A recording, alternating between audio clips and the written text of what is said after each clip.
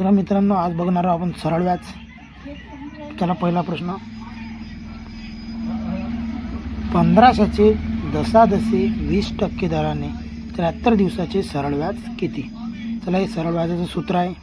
सरळ व्याज बरोबर मुद्दल गुणिला दर गुणिला कालावधी भागिला 100.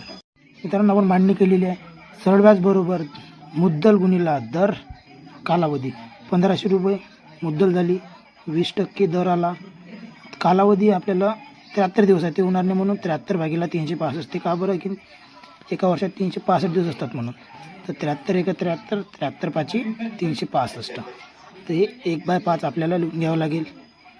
5 खाली येणार, 100 आपल्या भागीला जसे तसे. आता होणार आपलं 0 0 कट होऊन जातील. केले. आता